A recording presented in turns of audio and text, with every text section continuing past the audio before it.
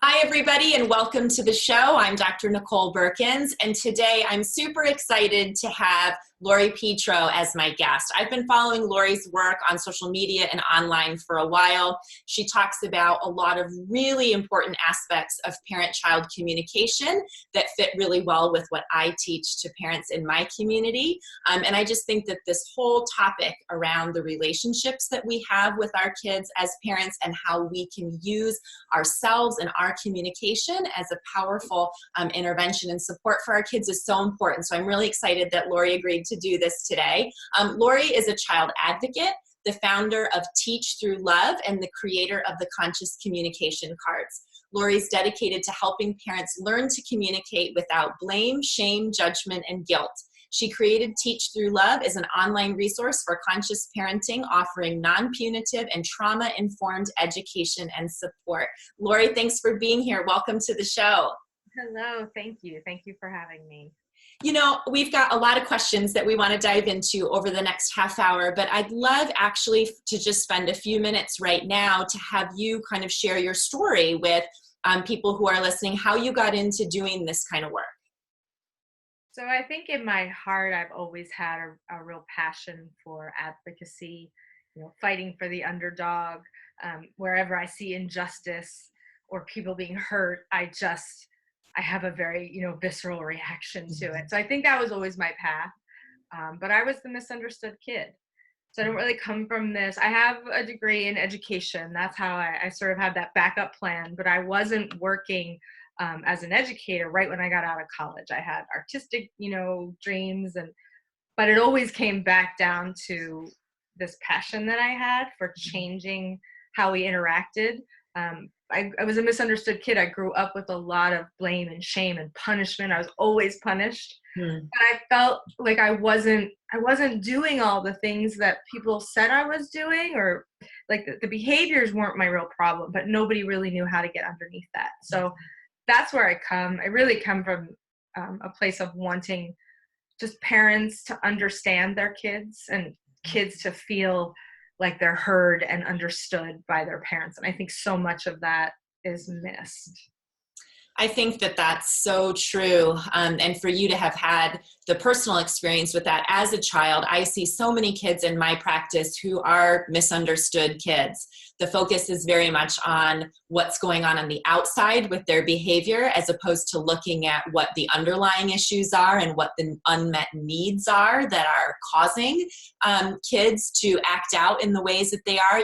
I always feel like kids are doing the best that they can, and the strategies that they're using, while we may call those inappropriate or unacceptable, they're doing the best they can to get their needs met. And looking at those underlying pieces and being responsive to those is so important. So I so appreciate the work that you're doing and the experience that you bring to this. Thank you. Yeah, that makes total sense. If we could just look beyond those surface behaviors, like you said, and really try to figure out what kids are communicating, it would be so much easier for parents. That's the thing. I don't want to tell anybody what to do. Right. Like, I want to come into homes and be like, well, you do this and set up this. And it's more about, why am I feeling dysregulated that my child isn't listening to me right now? Why is my stress level rising? Why can't I stay confident and calm when I'm setting limits? Why do I get triggered so much? I think, when we start to really look deeper, not just at our children's behavior, but at our own behavior, it just becomes so much easier for us to really connect and communicate and then shift behavior just as a natural, automatic, just sort of the result of looking deeper. We really get what we want without trying so hard. Yeah, that's a beautiful way to put that. And I love how your focus is really on how we as parents can shift and change things about ourselves, how we're thinking about things, how we are communicating and responding and behaving in order to encourage positive change in our kids. Because really, we can't control anyone but ourselves, right? And so, as parents, to be able to think about what's within my control to change here to better support my child and, to help our relationship move forward is so critical. So I love this term that you use, conscious communication. And I think that that may be a term that's unfamiliar to a lot of people who are listening. So I'd love for you to delve into what is conscious communication? So for me, it really just means becoming aware of the words that we're using. Mm-hmm. It's not like a list of things to say or how to act. It's really just, am I conscious and aware of what's coming out of my mouth?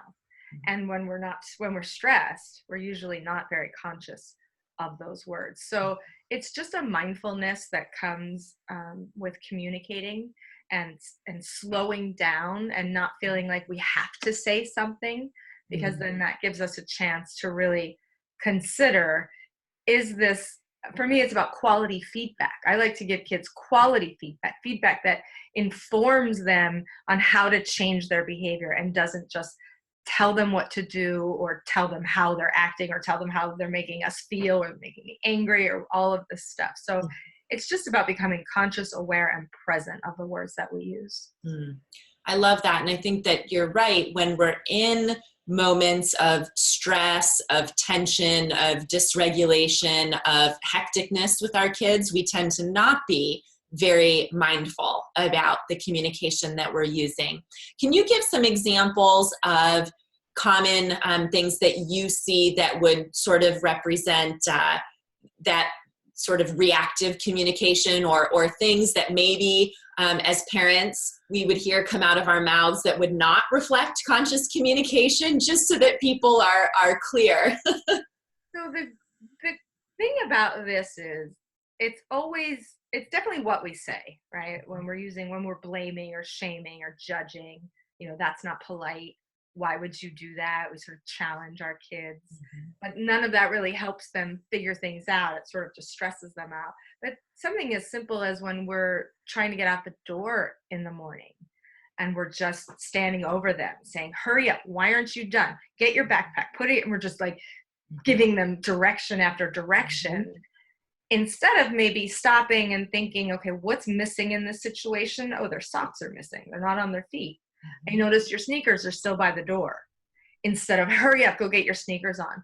For me, what it does is it gives kids a chance, not only in certain situations, it'll connect us, but it also prompts them to use their brain. Right? That thinking part of their brain isn't going to just mature and develop without input. And so if we are yelling directions or nagging, or even if we're doing it, we think it's kind and calm, that wasn't very polite. Why would you do that to your friend? Look how sad you made her. So we've got like some shame and guilt, and we have the best intentions, but does the message translate? So those are just some really simple things that, this is not about perfection. I always say conscious, not perfect. And when we say things that are blaming or shaming, we can go back and say, okay, how can I give this child quality feedback? I noticed your backpack was still by the door, or we've got 5 minutes to leave. How can I help? Just offering children a chance to either respond, give us information about what they need, will help, rather than always going in and trying to give directives or judging the behavior, any of those other things that we might use, again, with the best of intentions. But when we're not conscious, it seems easy, right? It's easy to say all of those things. If you would just study harder, you would, have an easier time on these tests. It's like that doesn't help the child look into what's missing, what's preventing me from getting this better grade or from achieving success here, what's really getting in my way. Because when we look for that, we might find, oh, this child is, struggling with attention, or they get headaches when they read for too long. So they need to break up their homework into shorter, bursts, like do 15 minutes here. So there's so many strategies and things that we can come up with once we take the time to sort of just step back. So I like this idea of sort of slowing down and getting curious, in a way, is kind of what I hear you saying, getting curious about what's going on behind the issue in the moment. So instead of just directing and get your shoes, get your stuff, why aren't you ready, to sort of step back and get curious about, why is this the situation every morning? Why is my kid never ready? Like, what's going on here? And how can I communicate in a way that helps my child to be able to, maybe share what some of the issues are, or allows me to be more helpful, or allows us to just be in a problem-solving mode. I think that's really what I hear you saying, is when we get curious about this and kind of step back and get out of that over-directive sort of mode, it allows us to enter into a problem-solving mode of what's really going on here? What do we need to do to help you be more successful? Because I think that's really the goal with any area where our kids are struggling with, managing their behavior or meeting, expectations, that it's really about how do we help you be more successful here? What we're doing isn't working, so how can we help you be successful? And I think that's a really different way of looking at it than that sort of demanding, constant prompting type of mode. I mean, one focuses on, like you said earlier, behavior. It's so behavior focused that it doesn't really allow for that problem solving or that regulation to happen, because it's so focused on the external symptoms that we see, but they're really representing something deeper that's going on. And for me, I use a three-pronged approach when we have to look at behavior, because I feel like it's always some combination of these three things. And also the first aid that we apply to help our kids is always going to come from these three things. And they are support in terms of our relationships. How are we connected? Stress. Is the child overwhelmed? Is there sensory stress that's overwhelming them? Are they cognitively stressed? They've had this huge mental load at school all day, and they're not, and something is stressing their system. So we can't think when we're dysregulated. And then skills. So are we trying to connect and repair a relationship to help the child? Are we trying to help them regulate their stress and find a place of calm and comfort so that they can learn and move forward? Or is this a time where they are calm and they're connected, but we have to set a limit because we're helping them build skills, and maybe we're saying no to something, but we're not doing it in a punitive way. We're doing it because we know that they're working on something and they need to build the skill, whatever it may be, whether it be focus, attention, responsibility, whatever skill we're working on. Skills, stress, support. For me, those are the three areas that we can always look to find the why about, why is this behavior happening? I love that. It really just, simplifies all of those areas and helps us, stay focused on the three main components of looking at what's happening. So I think that's great. I want you to share a bit about, why you feel that conscious communication, this being aware of our communication. I mean, you've kind of touched on it, but I really want to be clear for people. Why do you feel like that's such an important core thing for parents to be thinking about and doing with their kids? Because this is what kids really need to thrive mentally, physically, emotionally. When we respond to our children with empathy, with prompting them to help them make better decisions without, all of the judgment, the blame, shame, judgment, guilt, we strengthen neural connections in their brain. I don't like to get too technical with parents about brain science, but if we think of little kids as having very immature responses, it's because their brains don't have a lot of strong connections, right? They're very limited. So every time we respond in this way to our children, we strengthen the right connections. We strengthen connections to the higher thinking part of the brain.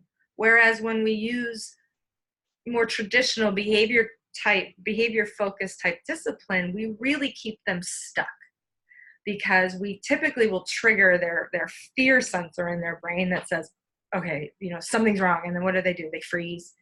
They can't think. They can't take in new information and learn. So if we're constantly triggering that part of the brain, we're teaching them how to, be hyper vigilant in the world. And we're going to teach that, they're going to be able to handle some tough situations probably, because they'll react quicker. But these aren't really scary, tough life, death situations. But when we keep triggering that part of the brain, we're strengthening that. And then they resort to using that, and they never get a lot of practice. So for me, it's about healthy development. It's not just, we'll use this because it sounds nicer.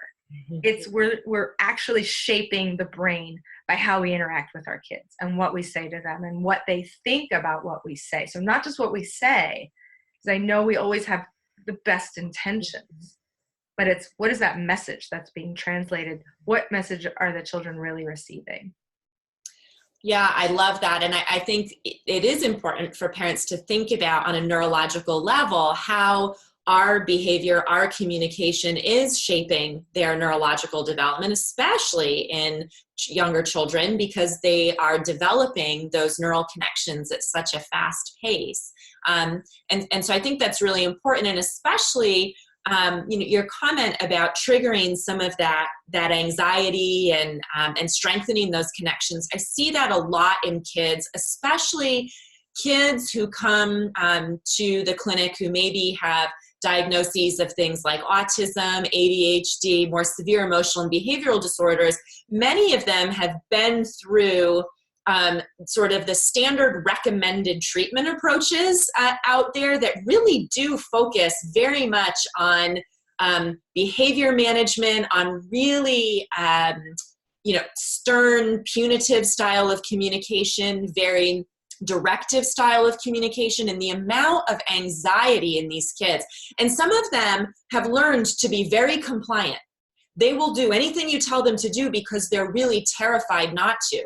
And the amount of fear and anxiety in these kids that we then have to unwind first before we can start helping move them forward with other things, it's really just incredible to see and really frustrating to see that some of the things that are promoted as far as the standard of intervention for kids with these emotional and behavioral needs, and we can talk about, throw kids with trauma and those kinds of things in there too. Some of the standards of care of things that are recommended in more of the behavioral realm for these kids actually, I find, can do quite a bit of harm.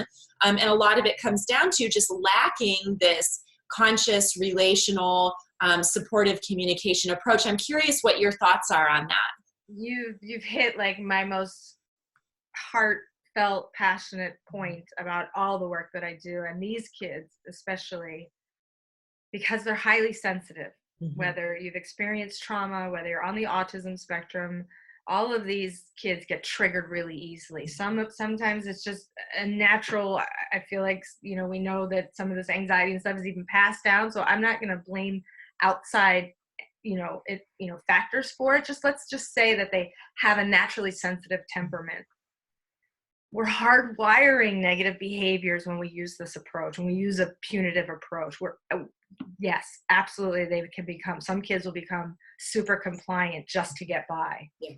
And other kids will fight you, and their behaviors will be, and those are the kids where we think, oh, they need more firmness, and we think the compliant kids are, oh, it's working. Mm-hmm. And it's not. We're sending them both into that same just hypervigilant state where it's like, how do I live through this? And we're never giving them the skill practice that they need and the supportive relationships and the understanding, because we're so focused on, Bobby who punched somebody because they bumped into him next to his locker and he freaked out, and we don't understand that, the abusive relationship that he saw his parents in contributed.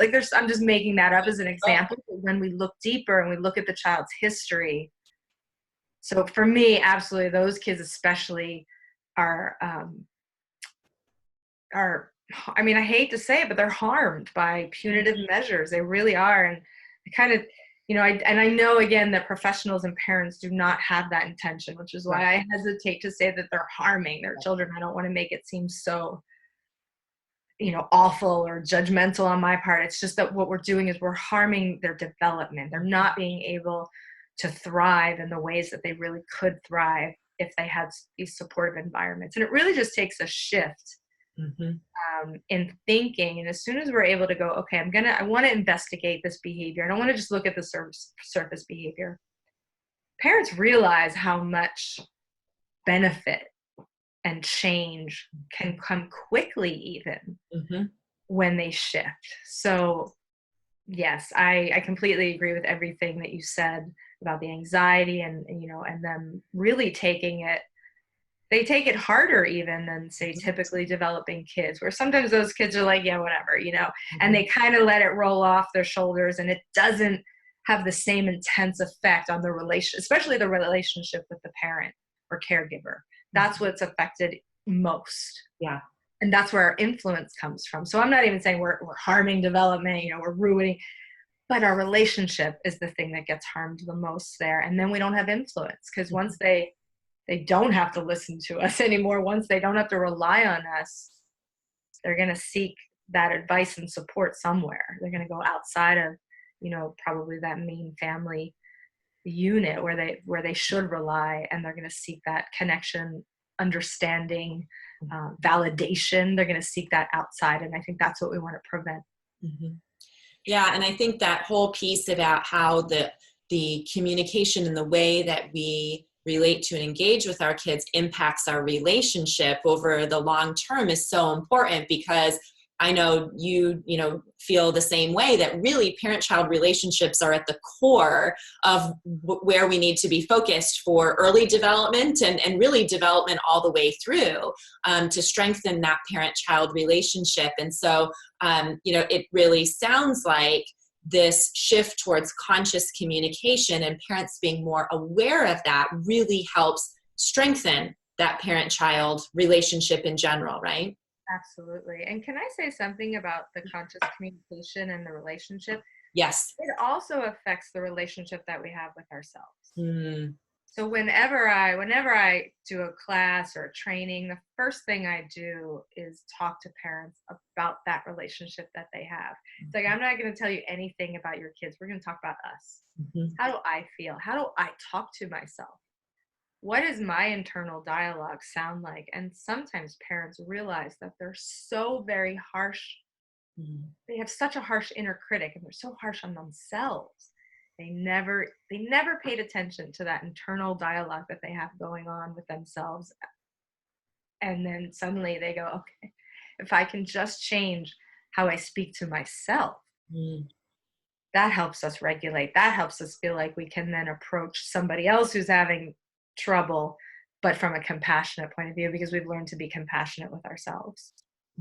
I love that. And I think that that's so important, because really, in order to be more conscious of our communication with kids, in order to be more curious and come from this stance of relationship first with them, I find, both as a parent and a professional, that really requires, as a first step, that I'm able to keep myself calm and regulated and in a thinking space. And, when I am getting triggered by what's going on with my kid, or when I've had a long day, or when I'm just not in a good frame of mind, whether it's because of, as you just mentioned, sort of that internal negative self-talk, or just high levels of stress, or whatever it might be, I certainly am not coming from a place then of support or relationship, and then that impacts everything I do with my child. So would you agree that sort of a first step to this is us as the adults being able to be aware of and regulate our own emotions and behaviors before we can worry about what's going on with our kids' behavior?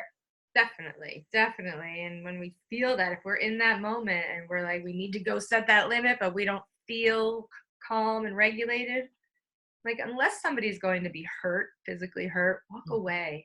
Mm-hmm. Walk away. Even that 10 seconds, which is a really long time, the 10 seconds that it takes you to walk, to the other room, and you're breathing, even that can do so much to regulate us. And then if we can just, get a glass of water, or sit down, look outside, look at a picture of someone you love, anything to kind of help reconnect us to ourselves. Mm-hmm. Definitely. I would absolutely, every time, unless against there's danger, right, recommend that parents do that, because they'll just feel more empowered and confident walking in. And then suddenly when the 4-year-old's going, well, no, I don't care. You're like, you see that it's a 4-year-old just having a tough time, and you're not like, oh, you're not going to tell me, I'm the parent. You don't have that reaction anymore. So it's really for us. Yeah. It makes us feel so much better when we do that for ourselves. So absolutely, I would recommend that. Well, and I know that we're running, a little bit low on time here, but I do want to have you touch on one thing that I think is important around this, that parents often will bring up when I'm, speaking or working with families at the clinic. And that is, but I need to set limits with my child, but, I need to be firm. This idea that when we're thoughtful and calm in our communication, that somehow that means that we are being a pushover or we're letting our kids do whatever they want. I think a lot of people really equate those things in their mind, that I need to be firm and I need to be powerful. I need to be in control because my kid needs to behave. And they equate some of the kinds of ways of communication that we're talking about with meaning that, they aren't setting those limits, or, that their kid isn't going to learn, how to manage themselves. And that's probably something that you hear a lot from adults too. So can you speak to that a minute? Yeah, that's definitely a fear that pops up. So a lot of that is, once we start looking at our history as parents, which is what a lot of the work that I do in the beginning, we kind of recognize where that comes from, where that conditioning, where that knee-jerk feeling to have it our way or to make sure that we're setting limits. We kind of figure out where that comes from, and it starts to lessen once we do that personal investigation. But just to speak to why it's not quality feedback for our kids, if we think about, I like to have parents list all the things that they hope their children, all the qualities that they hope their children grow up to embody. And they put things like independent, thoughtful, leaders. I want them to be kind and compassionate and responsible. And they list all these things.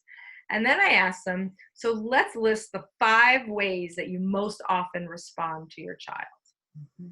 And sometimes the list has varying things, but a lot of times it will sound like, there's yelling, there's nagging, there's, punishing, there's all of these things that we could come up with that aren't so conscious. And then I say, look at those 2 lists. Let's compare them. Are we going to get everything on list A if we're always acting in the ways that we talked about in the second list, in list B? We want to be confident. We want to be compassionate. If we want our children to grow up to embody these qualities, how do we get there?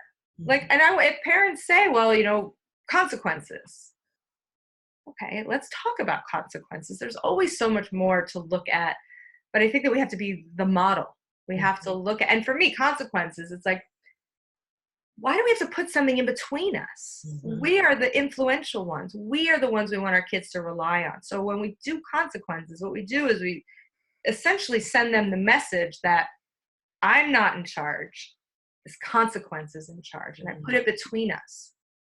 And then kids eventually are going to outsmart that consequence. They're going to outlast it. So you have to keep getting harsher and harsher.